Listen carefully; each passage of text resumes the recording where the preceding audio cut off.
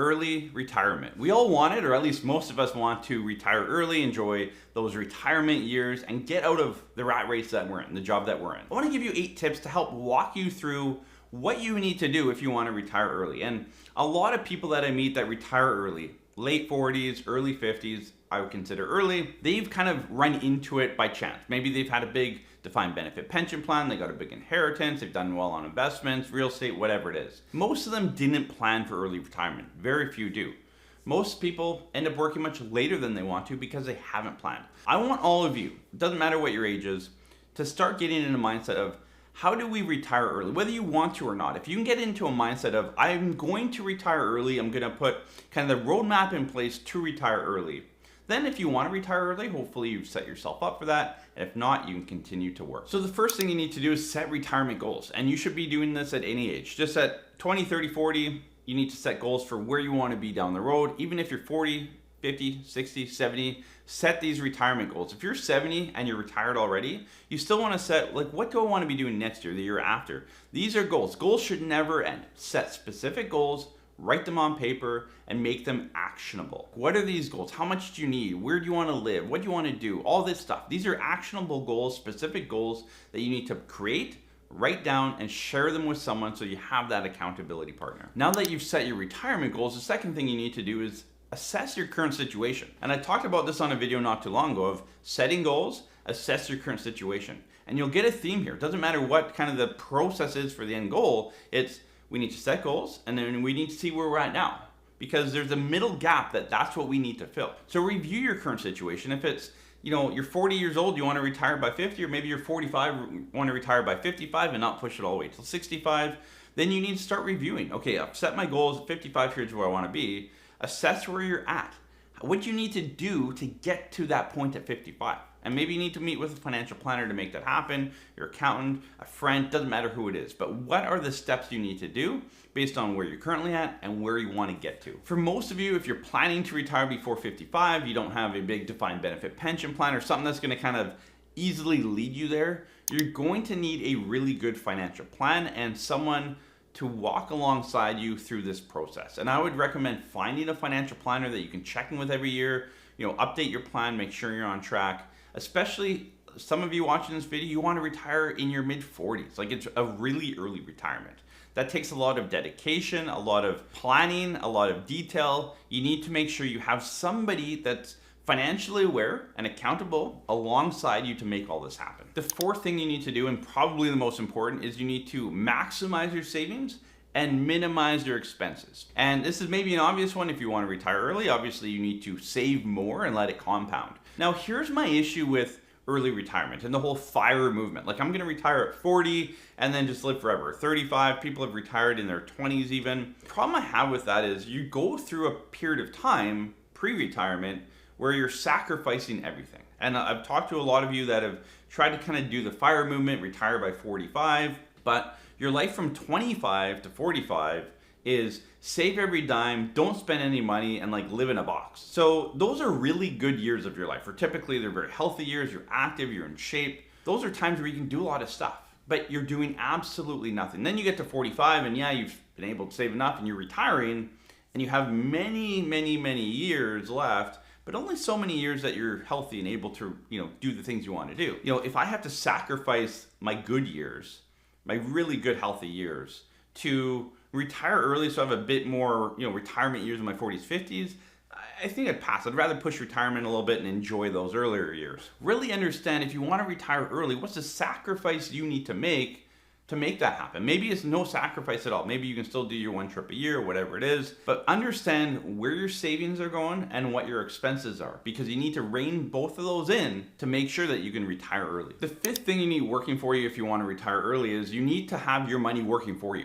And that's kind of obvious, but you need to be utilized in your RSP. Put your money in there, get the tax savings, and let that money compound tax-free going forward. It's going to be taxable when you pull it out, but it's tax deferred as it grows in your RSP. Your TFSA account, again, it grows, it compounds tax-free, and you can pull it out tax-free. It's a big part of being able to retire early. So you need to make your money working for you. So you need to make sure you're utilizing all your accounts properly. Your RSPs, your TFSA, your non-reg, our ESP if you have kids, our DSP if that applies to you. All of these accounts are all encompassing. You need to know how they work and you need to be maximizing them. For those of you that say, my dad told me RSPs are a waste of money, it's junk, you're gonna have a tough time retiring early. I can tell you that. So understand how these work, the benefits of you, and especially if you're looking to retire a little bit earlier than 65, it's going to be very important, A, that you use them, and B, if you're married or common law, that you structure them properly. Again, income splitting is only 65 plus for a lot of these accounts. So you need to make sure that you use spousal RSPs and things like this to make sure that the income, when you start pulling it, retired early, actually works out from a tax perspective. The sixth thing you need to look at is to make sure you build a diversified investment portfolio. And I won't get into all the options here, but obviously there's stocks, there's bonds, there's real estate, there's a plethora of options out there. Make sure you understand what you're invested in, because at the end of the day, your investments could derail your early retirement. Now, it could make your early retirement as well, but for a lot of you, for most of you, it's going to derail it quicker than it makes it. So yeah, maybe you're someone that bought Tesla, 15 years ago and have done very well on it, or Apple shares at the beginning or whatever. And you hit that home run and it's allowed you to retire early. I've met you. We've done plans for a few of you before. That's great. That's fantastic. But the reality is it's probably not going to happen to you. If it happens, perfect. That's great.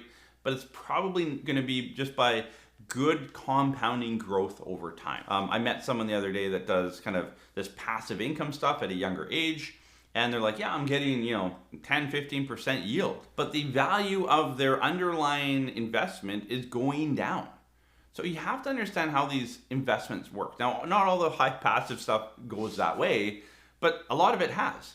So understand how everything works. Talk to a professional, get a second opinion, a third opinion, to make sure that your portfolio actually matches your plan and you can actually get to the point you want to get to with the type of investments that you have. The seventh item is to make sure you manage your healthcare and your insurances. And so you want to make sure if you're retiring early, you may not have healthcare from an early age for the rest of your life. How are you going to manage that? Are you going to self-pay for that? Or are you going to buy coverage and pay that premium? Like, what are those options? Or again, you have maybe 10, 20, 30 years, depending on how early you retire, of healthcare coverage that's not there anymore. And those can be expensive years, especially if you retire early and have kids. Kids are expensive. They go to the dentist. They need braces. They have stuff going on all the time.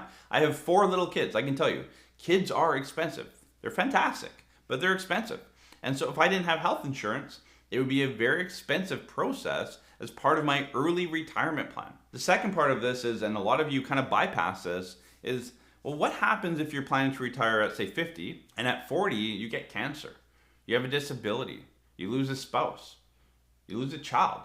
These things happen, unfortunately. So you need to make sure you look at how are we protecting that plan? Do we have disability insurance to continue to pay income to allow us to save and replace kind of our income? What if we get cancer or critical illness? Do we have insurance to pay us to help us get us through that kind of bump in the road? Again, insurance, I always say, is something I love to pay into and never get a benefit from. You probably do it with your car, your house. There's many insurances that you have that you're never going to claim on. But let me tell you, your biggest asset is your ability to make an income. It's not your car, right? You insure your car, you pay hundreds of dollars every month to insure your $10,000, $30,000, $50,000 car, but you don't insure yourself and you make much more money. So again, shift that mindset, especially if you want to retire early. It can be the quickest derailer of that plan. The eighth and last one is assess and manage your risks. And what I mean by that is you want to make sure you're reviewing everything that you do. Those of you that panic when the stock market goes down, when there's a market correction and you pull out, the chances and likelihood of you retiring early is very small. You need to be able to kind of weather the storm and have a long-term game plan. If you can't create that game plan in your head, down onto paper with your financial planner, then it's probably not going to happen. So you need to make sure you're continuing to manage your risk, understand your risk, and make those adjustments when needed, but also understand that the plan is beyond tomorrow. So the noise in the markets today, it will come back. Just go back and look. A lot of you watching this video are in your 50s and your 60s. You've been through a few markets. And what's happened? What happened after, in the 90s, 2008, 2011, 2015, 2018, 2021? That we've had many, many years and many different, circumstances that have brought the markets down. But we've continued to climb out afterwards. We're doing it right now, post-coronavirus. So all of this happening. We're going through crazy interest rates right now. Canada just came out with their inflation number at under 3%. So things are kind of leveling back to normal as much as people don't think they are. I mean, we feel it in the grocery prices and all that, and I think that's here to stay, but continued growth and exponential growth on those prices have cooled down. That's a good thing. Again, I would love everyone watching this video to retire early. And again, definition of retiring early is going to be different for everyone. Someone might say, yeah, it's 45. Someone might say it's 64. I'm retiring a year earlier than 65 when I thought I was going to retire. That's fantastic. To me, it doesn't matter. I want to get you in a position, into a mindset, and into a plan that gets you moving forward to allow you to retire a bit earlier than you plan to otherwise. So it gives you that flexibility. Again, there's going to be a few of you watching this video that say, Adam, I'm working until 70 because if I retired, I would be bored, I'd get into trouble, I have nothing to do, I'm going to keep working, that's fine. But if you could be in the position that at 65 or whenever that age is, you could retire if you needed to, maybe a health issue or you got laid off or whatever it is, you want to set yourself up for success, not for failure. So let's start working on that from today going forward.